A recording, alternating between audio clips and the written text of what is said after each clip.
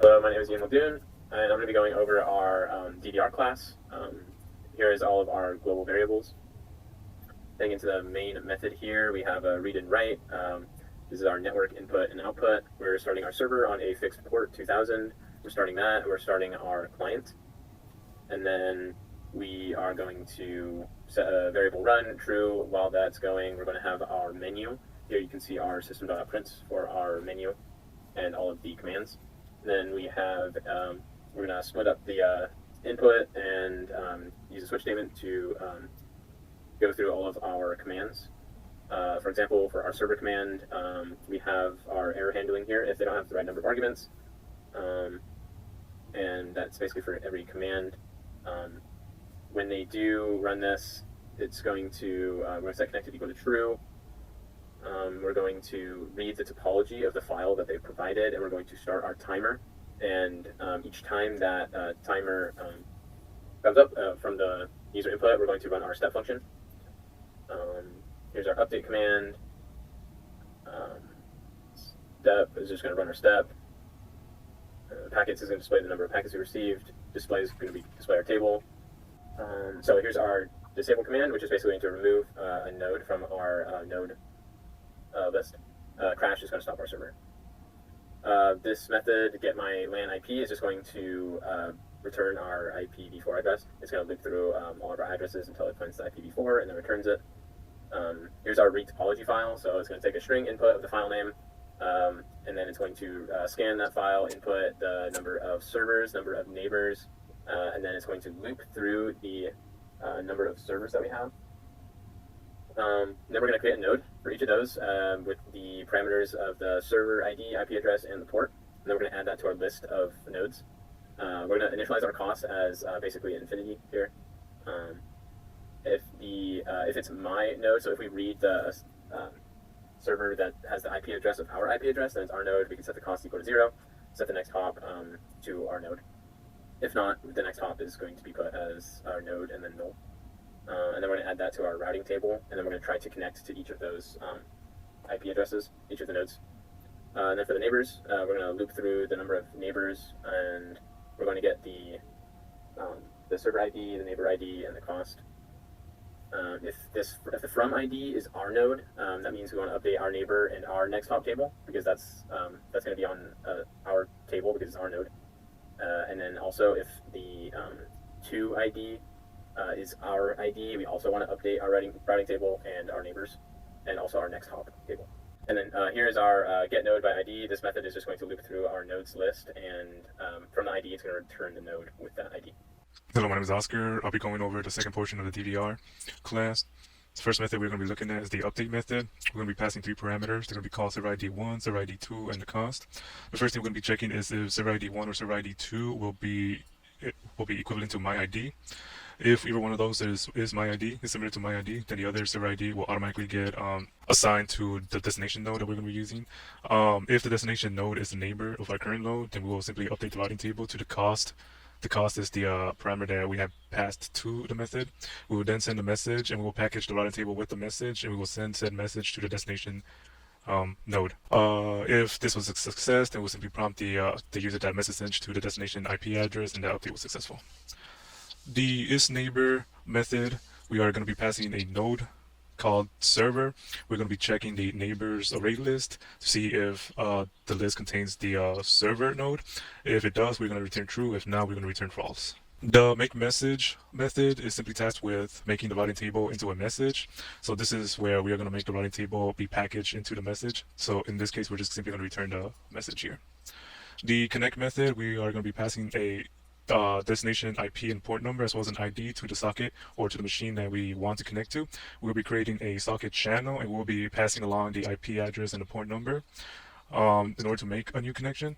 If the connection was established, then we'll be adding the new socket channel into the open channels array list. If that was successful, then we'll be prompted with the connected to the newly connected IP address. The get node IP will simply be iterating through each of the available nodes that we have. We'll be comparing each node in the list, each node's IP address in the list to the IP address of the string that we have passed as a parameter. And if we find a right comparison, then we will return said node. If not, then we'll simply return null. The step method, we will be sending the routing table to each neighbor. So the first thing we're going to be doing is checking to see if we actually have any neighbors. If we do have any neighbors, then we are going to be making a message, and again we're going to be packaging the routing table to send message. Next up, we are going to be iterating through each of our neighbors in the neighbors array list, and we're going to be sending said message to each one of to each one of our neighbors. If this whole step was successful, then we will simply prompt the user that the step was a success. The send message method will be tasked with sending the actual messages between servers. We will be iterating through a set of selection keys. We'll then be using these selection keys in order to specify which channel to send a message to. If any of this process fails, then we will be able to catch an error and prompt the user that the sending has failed due to the specified error that we got. The parse channel IP and the parse channel port, these two will work similarly in that they will both have a socket channel pass as a parameter. The parse channel IP will extract the IP address from the socket channel and return the IP address. On the parse channel port will get the port number from the socket channel and return that instead. Next up, the disable node, we are gonna pass a node parameter. We're going to pass a node as a parameter. This is going to be our targeted server that we wish to disable. The first thing we are going to check is if the targeted server is a neighbor. If it is a neighbor, then we are going to iterate through the open channels array in order to find the correct IP address in order to find the channel in the open channels list. If we do have a match, then we will simply close the channel, and we will then remove the said channel from the open channels array list. Afterwards, we will update the routing table appropriately, as well as remove the channel from the server from the neighbors array list. The display method will simply prompt the user the routing table. So first thing we are going to have, for the first row, we're going to have the destination server ID, the next hop server ID, and the cost. The row below that, we will take the one of the neighbor nodes. We will set the destination server ID in the appropriate column, as well as the next hop server ID, as well as the cost, all in its appropriate column, and then we will just iterate through each of our neighbors and update the table appropriately. After all that is done, we will simply prompt the table to the user. And finally, the node comparator, we will simply compare two nodes, N1 and N2. We will be comparing their IDs. If we do find a comparison between both nodes' IDs, then we will simply return true. If not, it will simply return false. Hello, my name is Colin Shepard, and I'll be going over the message class, the node class, the server class, and the table builder class. So I'll start with message class. So the message class, the main function of it is communicating any updates from node to node. It's the main class for sharing the routing table information. Basically, it starts off with just some global variables, routing table, serial version, UID, IP address, type, port ID. We do have a class constructor. It's going to take in the ID, IP address, port, type, and assign those variables. And inside of here, we also have setters and get methods for all of those ports, all of those variables, including the routing table as well. Next to the node class, this is obviously the main function of this class is for creating the node object. We start off with some global variables similar to message class, serial version, UID, IP address, port, and ID. We have a class constructor as well for ID, IP address, and port, and as well setters and getters for all of the above. And we do have a method in here that's going to just check the node object against multiple conditions. So basically, if this node object is if the object coming in equals to this object is true, or is equal to each other, then we can return true. If it's equal to a null, we can return false. The get class is not equal to the object.get class, we will return false. We're setting the node object to a temp node other. And we can also check too if the ID, IP address, and the ports are set to other things, or if they're not equal to each other, then we'll return false. And otherwise, if everything seems to be good, we can return true. Okay, so now we'll go into the server class. Server is going to extend thread. That means we do have to implement the run method, but basically we do have a global variable port, a class constructor that's going to set the port. And inside of the run method, basically what we have going on is we're going to open the DVR selectors, read and write, that are defined in the DVR class. We're going to open the server socket channel, and then we're going to configure blocking to false so we can accept all incoming connections.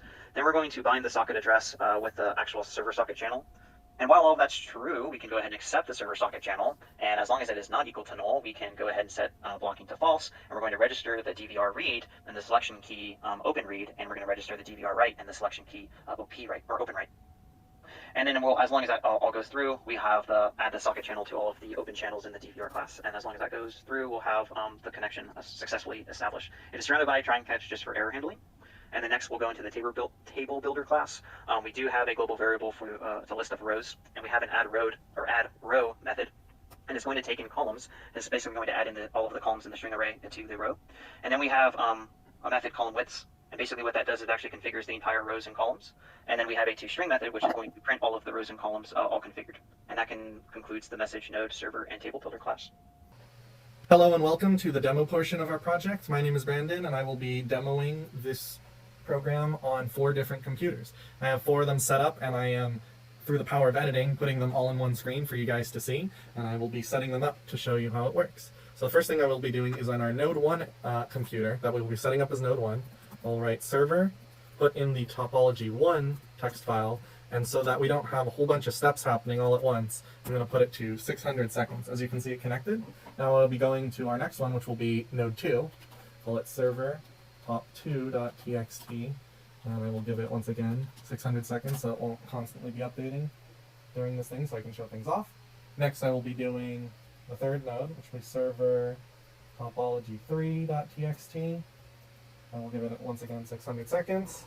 And then finally, the fourth computer, server top4.txt, which will be our fourth node.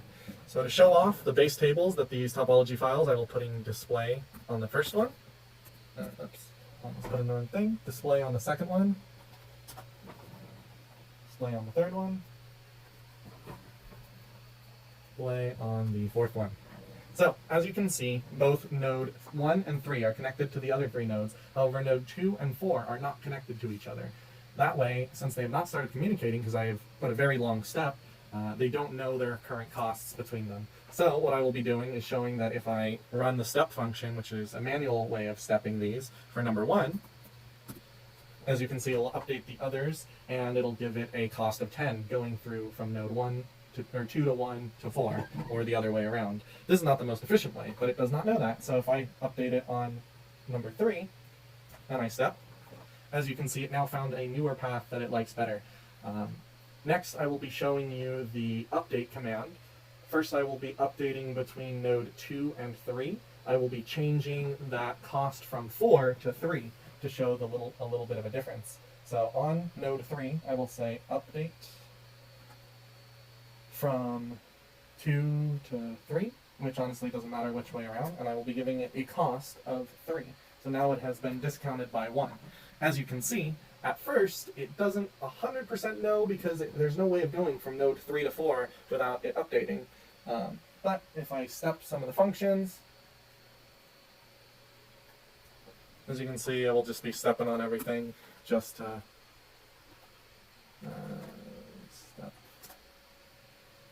You know, you will see that after going through all these things, you will see that the cost had indeed changed from a cost of 6 to a cost of 5.